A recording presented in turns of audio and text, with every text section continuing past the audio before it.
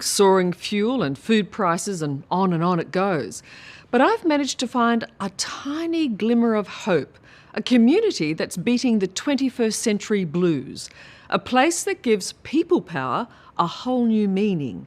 There are no electricity or water bills, they grow their own food and recycle everything. They've simply unplugged. Once it was dismissed as just a hippie, trippy dream.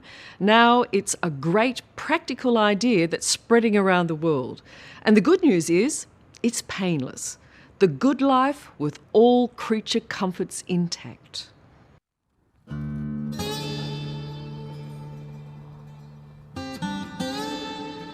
Taos, New Mexico, where the Rio Grande carves its way through as harsh a landscape as you'll find anywhere. Out here in the desert, they're building homes that could change the way we live, how we eat, where we sleep, how we survive. Right on. We can make a home, make its own electricity, harvest its own water, contain and treat its own sewage, heat and cool itself, use byproducts of the world, produce food anywhere. And we can put a family of 4 in there, and they don't need to do anything. Mike Reynolds is an architect who builds what he calls earthships. Totally self-sufficient homes out of garbage. Tyres, beer cans, bottles, all the leftovers from an affluent society are put to good use. Mike Reynolds has been doing this for 35 years, and now he's built a whole town from trash. You must have known you had a difficult message to sell. Yes, if you're gonna hold up a piece of garbage and tell people it's gold, you know, you better be prepared for some flack. And everybody called me a fool and called me a fool and called me a fool, and now recycling's the thing to do, you know. This is an amazing achievement. It comes at a time when we're struggling to deal with the effects of climate change, restricted water, rising fuel and power costs, even maintaining basic food supplies. We're not necessarily looking at trying to change the planet as much as trying to make it so more people can survive. Because things are changing, regardless of whether we want to accept it. I don't care if they accept change or not. I don't care if they accept global warming or what they call it or who caused it. I don't care about any of that. I care about how do we live through it. And that's what Earthships are about, is living through it.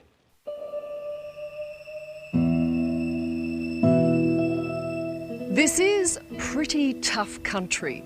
Scorching heat in the summer, below freezing and snow in the winter, and only about 8 inches of rain every year.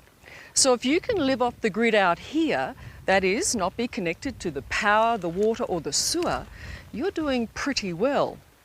From the outside, these houses may not be everybody's cup of tea, but step inside and you may be pleasantly surprised. It looks hostile from the outside, but it's very comfortable on the inside. Oh, this is just a warm, bright, comfortable space. Kirsten Jacobson built this house herself.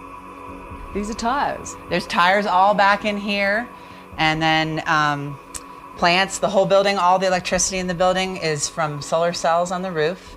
You could have a windmill as well, but I just have 3 solar panels on the roof that provide electricity for lights, TV, internet, phone, everything you really need. You're missing out on nothing.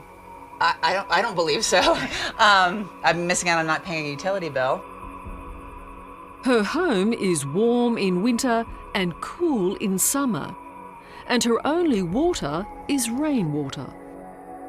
Now this is almost like a tropical rainforest. I know, and in the high mountain desert where we get very little rain, and it's very cold in the winter, we have banana trees inside the house. So all my shower water and sink water waters these plants, and they thrive and they use up some of the water, but they also aerate and treat the water and I can flush the toilet with that water. Okay, so it's one big cycle of water. Right. All the water is used 4 times in the building instead of just once. And so we take 8 inches of rain and multiply it times 4. That's how we're able to live just off the catch water. And if we can do it here, you can do it almost anywhere in the world. Mike Reynolds is constantly working on his designs. The Phoenix is his biggest project yet.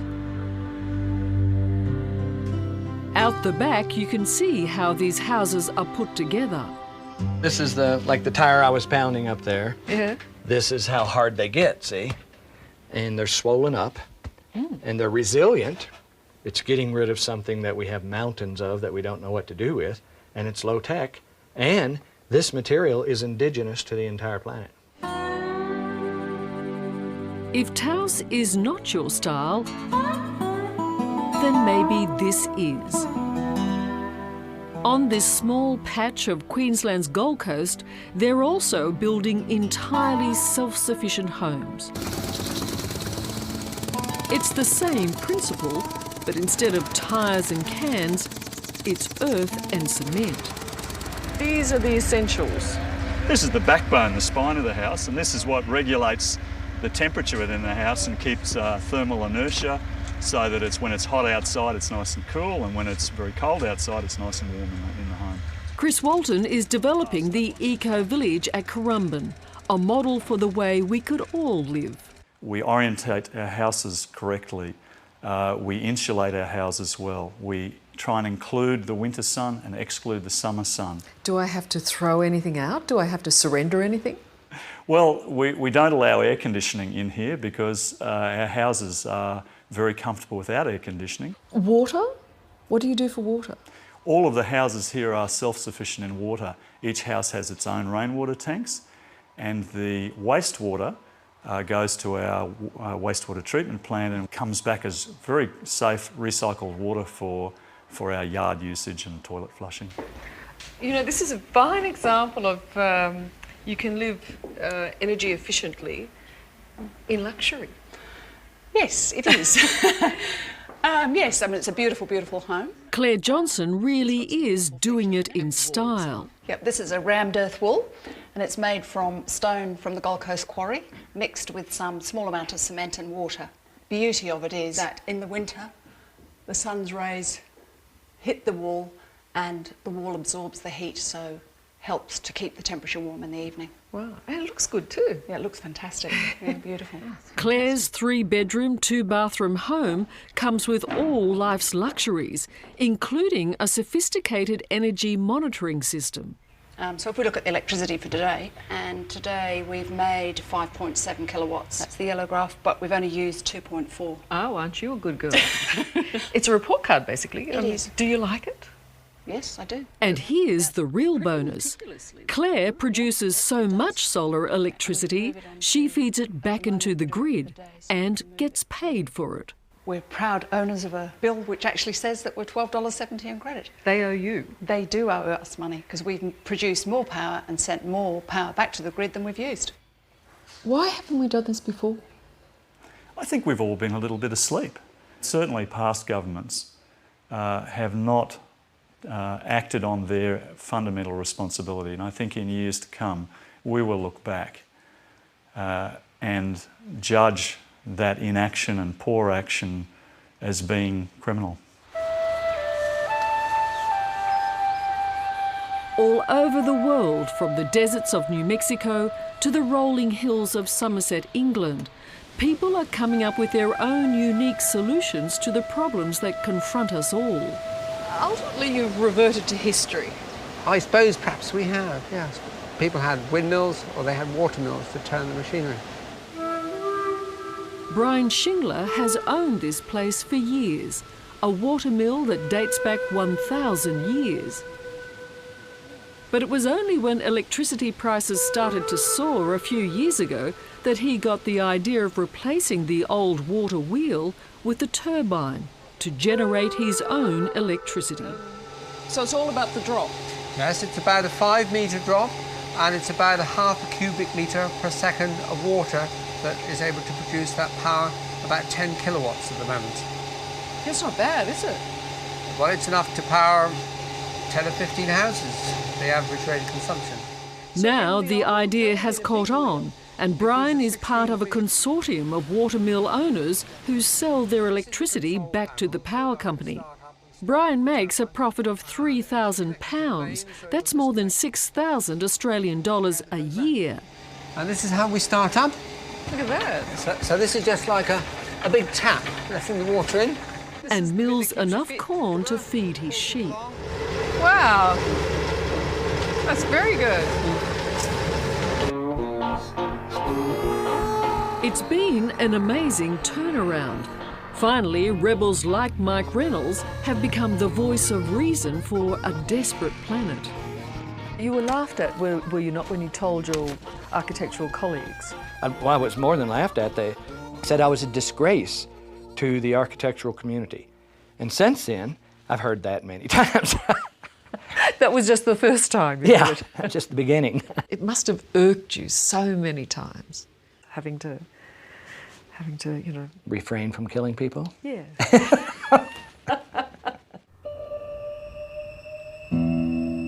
But now Reynolds homes are being built around the world.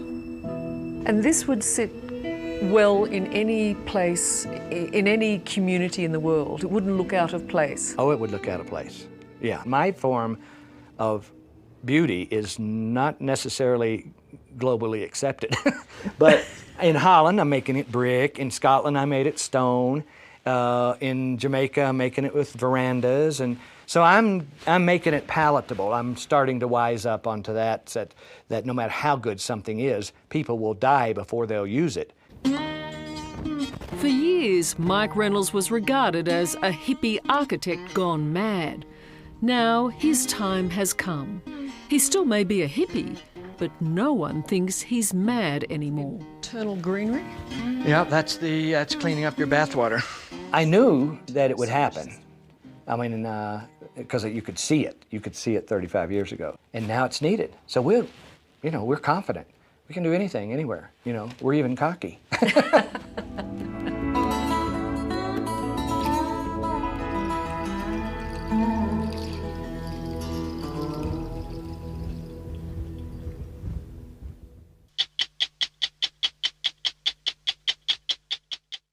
Hello, I'm Tom Steinfort. Thanks for watching 60 Minutes Australia.